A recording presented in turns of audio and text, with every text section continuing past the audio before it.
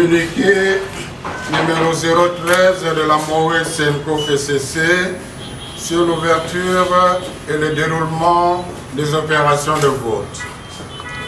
S'agissant des lieux où sont installés les bureaux de vote, la MOE Senco FCC a sélectionné 1812 rapports d'observation électorale. 204 rapports, soit 11,26%, attestent que les bureaux de vote étaient installés aux académies et aux écoles militaires, ce qui est interdit par la loi. 7 rapports, soit 0,38%, indiquent que les bureaux de vote étaient installés dans les quartiers généraux des partis et regroupements politiques. 84 rapports, soit 4,64%, prouvent que les bureaux de vote étaient installés dans des lieux de culte. 1524 rapports, soit 84,1%, indiquent que les bureaux de vote étaient installés dans les endroits indiqués par la loi électorale. 2. Concernant l'heure du vote du premier électeur, la MOE Senco FCC a sélectionné 1247 rapports. 803 rapports, soit 64,39%, renseignent que le premier électeur a voté à 6 heures. 231 rapports, soit 18,52%, attestent qu'il a voté avant 6 heures. 83 rapports, soit 6,66%, indiquent qu'il a voté entre 6h01 et 7h. 82 rapports, soit 6,58%, montrent qu'il a voté entre 7h et 8h. 19 rapports, soit 1,52%, disent que le premier électeur a voté entre 8h et 9h. 29 rapports, soit 2,33%, indiquent que le premier électeur a voté au-delà de 9h. Selon la carte d'ouverture des bureaux de vote, la MOE Senco FCC a sélectionné 1531 rapports. 1408 rapports, soit 91,97%, attestent qu'il n'y avait pas eu de vote avant l'heure d'ouverture des bureaux de vote. 123 rapports, soit 8,3%, prouvent qu'il y a eu vote avant l'ouverture des bureaux de vote. S'agissant de l'impression de la carte d'ouverture au démarrage des bureaux de vote, la MOE Senco FCC a sélectionné 1802 rapports.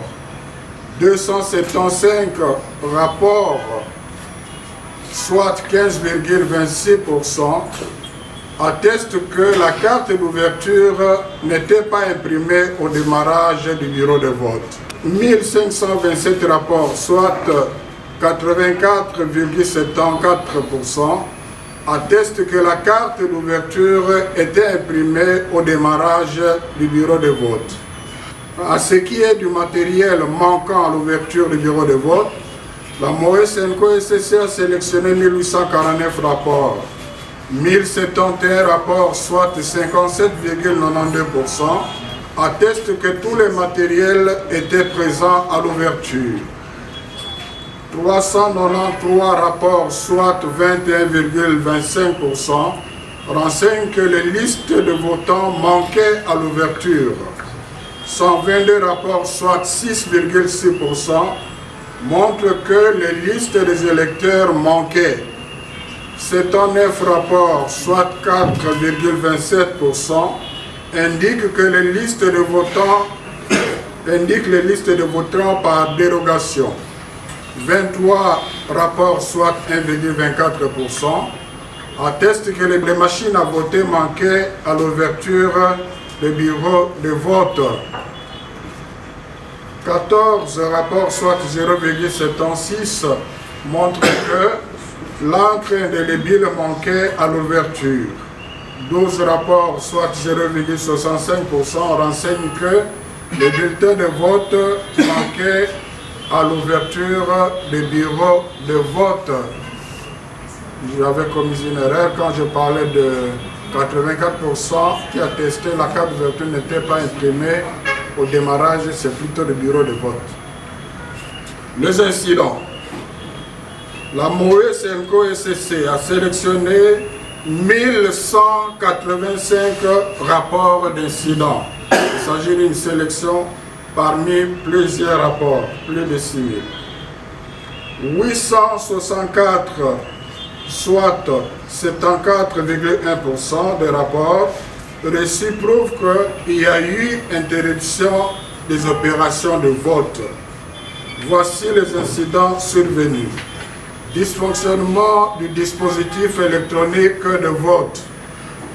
346 rapports, soit 29,2%. Diminution par rapport au premier rapport qui parlait de 45%. Bureau de vote, le bureau de vote n'est pas ouvert. 320 rapports, soit 27,7% de bureau de vote n'était pas ouvert. Cas de violence, affrontement ou bagarre. 152 rapports, soit 12,83%. Les observateurs interdits d'accès ou expulsés. 88 rapports, soit 7,43%. Il y a même une religieuse observatrice qui a été tabassée au Sankourou. 7,43%. Achat de vote ou corruption. 56 rapports, soit 4,73%. Non-respect de périmètre de sécurité, 55 rapports, soit 4,64%. Témoins interdits d'accès, 36 rapports, soit 3,04%. Campagne le jour de scrutin, 28 rapports, soit 1,86%. Bureau de vote saccagé ou incendié, 18 rapports, soit 1,52%. Liste électorale arrachée, 15 rapports, soit 1,86%. Bourrage d'urne, 6 rapports, soit 0,51%. 302 rapports, soit 25,9% des rapports reçus attestent que les opérations se sont déroulées normalement. La MOE Senko SCC continue à analyser les rapports des incidents jusqu'à évaluer leur impact sur l'intégrité des scrutins. Je vous remercie. Je crois que la loi elle-même est claire sur les conditions d'appréciation de l'intégrité du processus. Si nous ne nous prononçons pas sur cette question maintenant, ce n'est pas parce que nous manquons des réponses. Mais comme mission d'observation électorale, nous sommes supposés accompagner le processus jusque là où elle va s'arrêter. Maintenant, de nos analyses, parce qu'on n'est pas encore là, c'est là que découlera notre position, notre lecture sur X ou Y choses.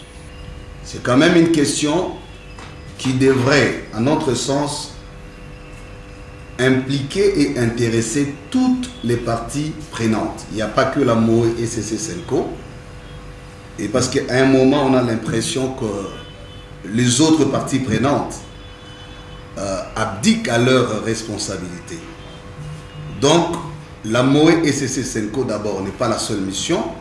Elle fait ce qu'elle doit faire, elle le fera davantage. Mais cette question dépendra de la lecture de chaque partie prenante. Si aujourd'hui le gouvernement apporte sa lecture sur cette nation, c'est une chose. Demain, ça peut être les opposants ou une autre mission d'observation électorale, mais nous devons quand même savoir que, à la lumière de la loi, les votes est supposé se passer en une journée, comme la loi le veut. Il est aussi important de considérer les éléments des rapports que nous avions déjà publiés, parce qu'il serait beaucoup plus exhaustif lorsque nous voulons apprécier ce qui suit en ayant un regard sur les étapes précédentes.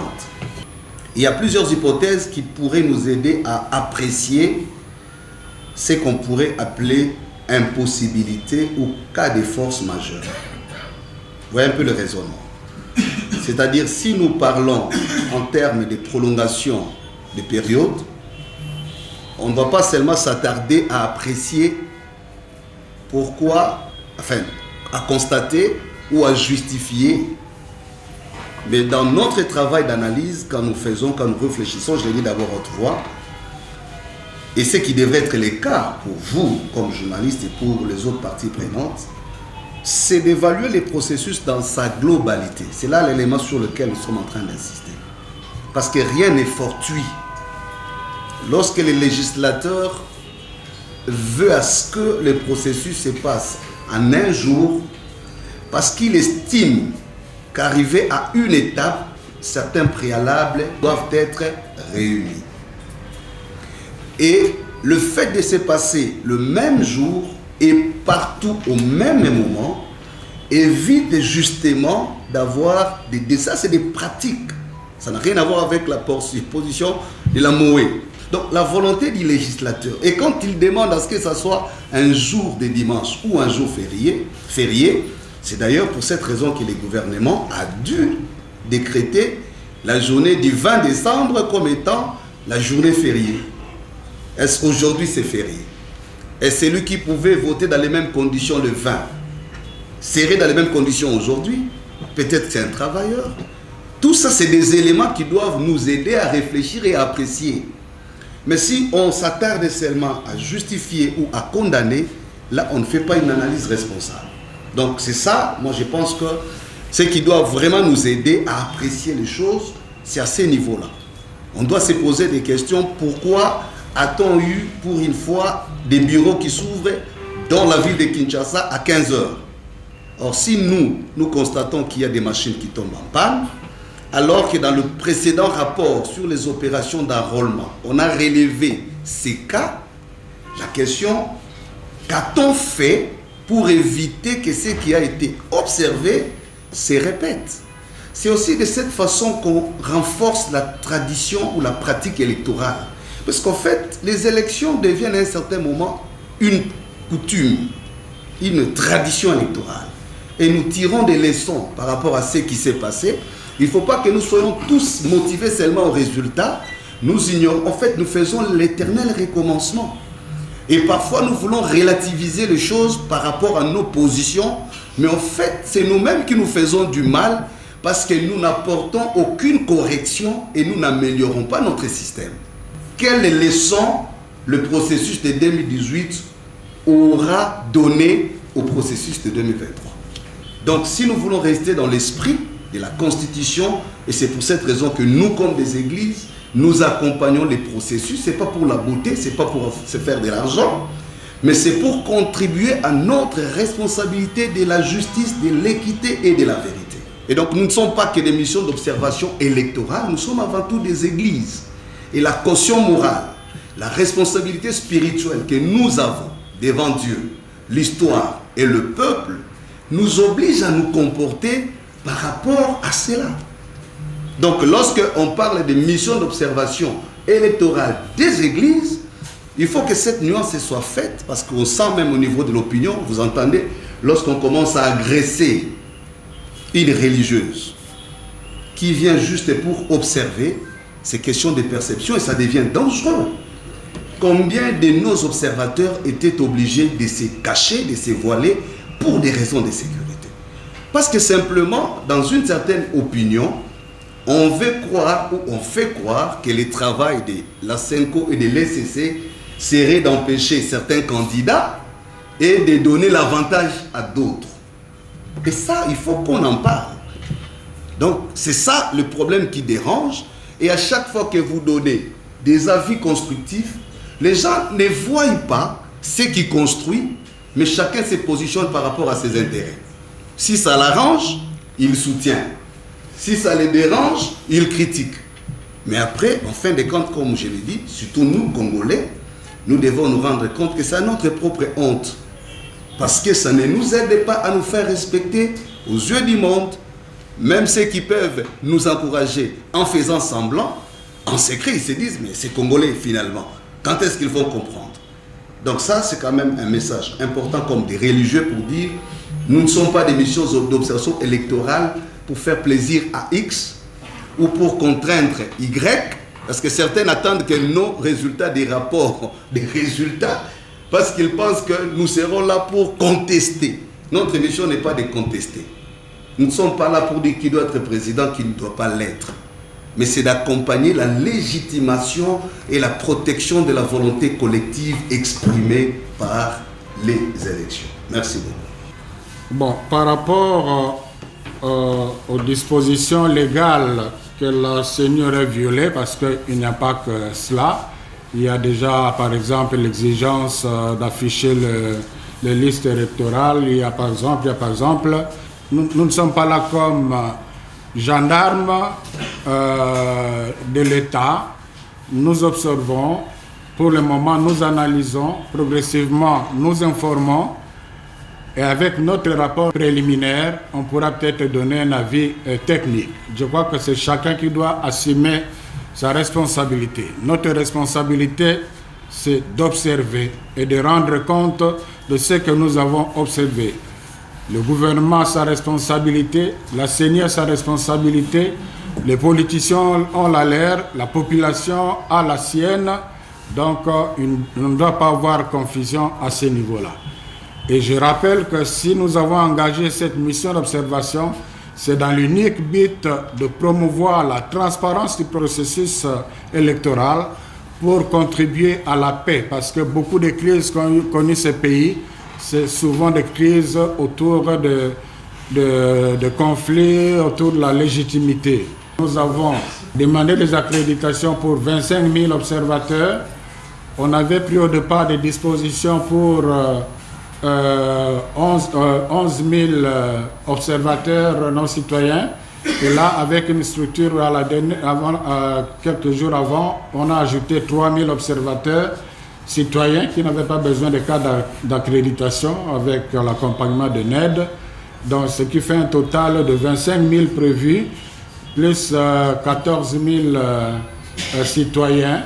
Alors, mais avec le travail que nous allons faire, nous saurons où ils ont été exactement. Vous avez suivi qu'il y a au moins 7% de nos observateurs par rapport à cet échantillon à qui on a refusé l'accès ou qui ont été expulsés jusqu'à être violentés. Et il y en a qui étaient menacés au point qu'ils ne voulaient pas être très visibles parce qu'ils pouvaient être, à part le macaron, l'accréditation, on avait pris des dispositifs pour que ce soit plus visible. Mais comme ils étaient menacés par des personnes que vous pouvez deviner, alors ils ont renoncé à cet aspect de visibilité.